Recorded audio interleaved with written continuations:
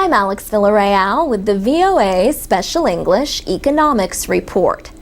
Big stock exchanges in the United States are linked in what is known as the National Market System Plan. The idea is to process deals and report the best available prices to the public as quickly as possible. But there are other ways of investing that operate outside the national market system. In the late 1990s, the Securities and Exchange Commission wanted to make room for new ideas in financial trading. The Commission developed new rules for exchanges and for what are known as alternative trading systems. Alternative trading systems are operated by brokers or dealers. They mainly serve big investors like retirement funds, universities, and financial companies. These systems trade the same public stocks as other market players do, but they do not publicly report their trades. This secrecy explains why they also have another name, dark pools. As of October, there were 86 alternative trading systems registered with the Securities and Exchange Commission. A buy or sell order for a large amount of stock can move markets. It can influence other investors to try to buy or sell shares of that same stock. Supporters of alternative trading systems say the secrecy reduces the risk of a disorderly market. But the International Monetary Fund has concerns about alternative trading systems. It says they limit the ability of the investing public to price a security effectively. Also, the IMF says the activity of these trading systems is largely outside the reach of market regulators. Another alternative to the investing methods that most people know is the work of so-called angel investors. These are individuals who invest in new projects, and not just internet startups that hope to become the next Google or Facebook. They could also be small local businesses. Steve Moore made a lot of money in the software business. After he retired, he made an interest-free loan to Christy and Keith Kissler. The couple operate a small organic farm in Washington State. They could not get a bank loan to build their business. In return, Mr. Moore received a minority share of their business. The Center for Venture Research at the University of New Hampshire says angel investing fell more than 6% nationwide in the first half of last year. Still, angel investments during that period totaled $8.5 billion. For VOA Special English, I'm Alex Villarreal. On VOA Learning English, this is the Economics Report in Special English. On January 1st, both houses of the United States Congress approved a plan to increase taxes for most Americans. This agreement avoided much larger tax increases that were going to take effect this year. After signing the bill, President Obama said it was important to have a balanced approach to the country's fiscal problems. In the final months of 2012, the country faced a combination of higher taxes and automatic budget cuts that were being called the fiscal cliff. The fiscal cliff was avoided, but more remains to be done. Congress has given itself more time to decide how to cut the federal budget. Increased tax revenue and budget restrictions are needed to reduce the federal deficit, which was over $1 trillion last year.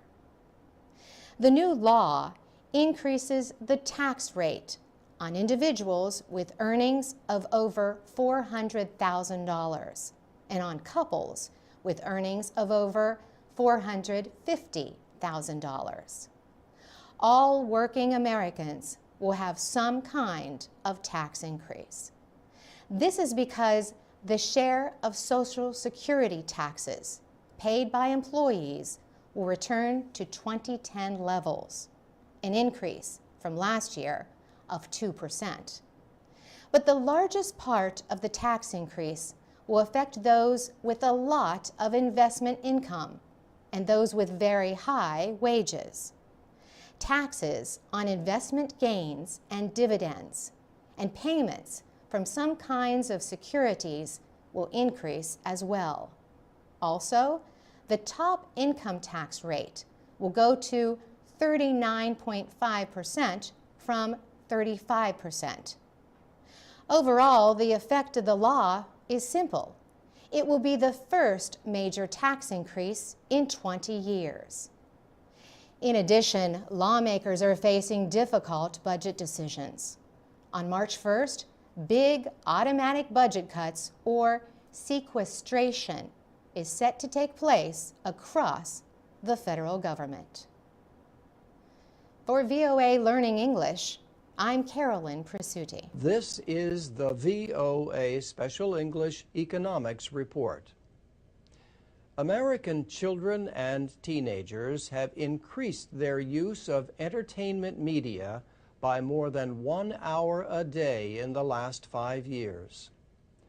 On an average day, they now spend 7.5 hours using media. These are the findings of a new survey. It included devices like TVs, computers, mobile phones, and MP3 players, but also media like books and magazines. It did not count media use for school. Vicki Rideout at the Kaiser Family Foundation, a health research group, wrote the report. She was surprised that kids could fit even more media time into their day. She found that they spent 10 hours and 45 minutes if you counted each device individually. But children multitask a lot. And Vicki Rideout says this is not necessarily a good thing. She says, people who study the brain will tell you that you can't actually multitask in that way. You're really switching back and forth sequentially from different tasks, just doing it rapidly. And you don't really do either task as well as you would do them if you did them one at a time. The study suggests a link between heavy media use and lower performance in school.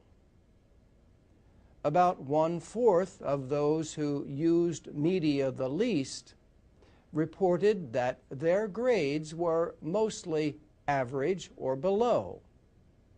But that was true of half the heavy media users. So where are the parents? Children who had any rule limiting the use of any kind of media were exposed to an average of about 3 hours less media a day. But only 1/3 of children had to follow any rules. Girls spent more time than boys on social networking sites, listening to music and reading. Boys spent more time on video games, an average of 48 minutes more a day than girls. Some other findings.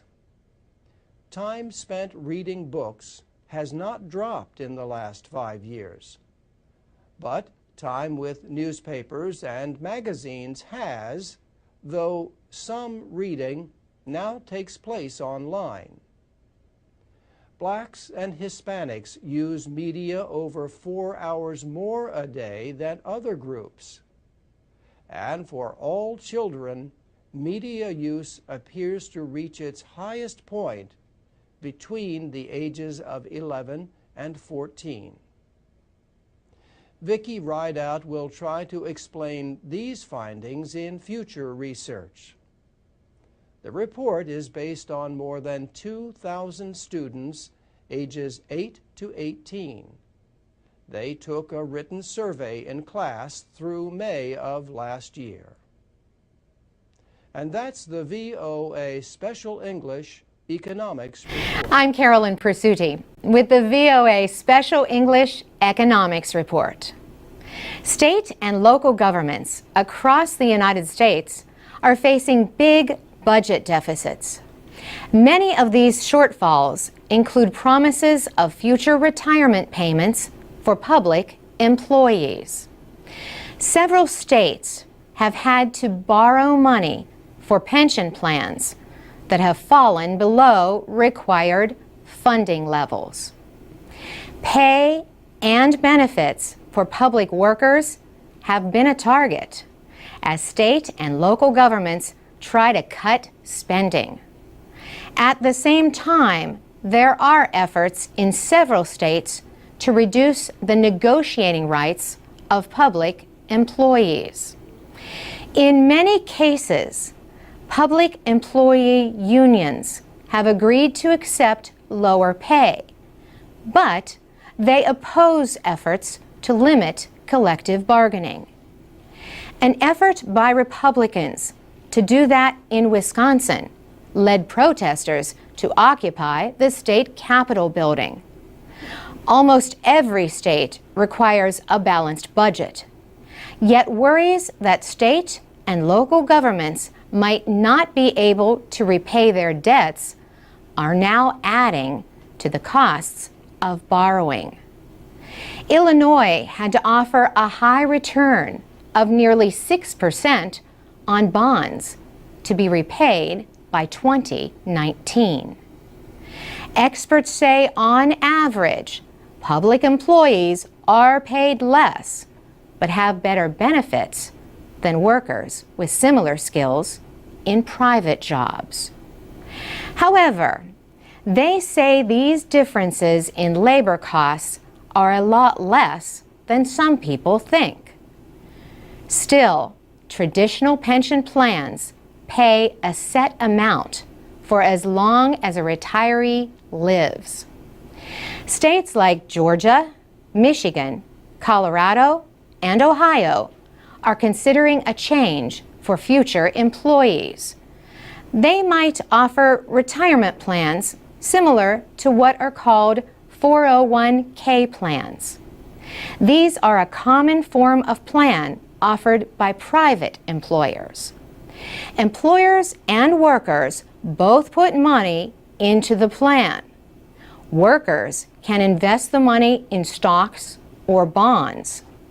Their retirement savings are defined by the return on their investments in the plan. Federal workers already have a savings plan similar to a 401k. John McGlennon heads the government department at the College of William and Mary in Virginia. He says the economic crisis of 2008 continues to affect state and local tax collections. Also, many pension funds have less money because their investments have yet to fully recover from the recession. But Professor McGlennon says things could change. He says states might not be in good financial condition in the next few years, but they usually recover more quickly than we think they will. For VOA Special English, I'm Carolyn Persutti.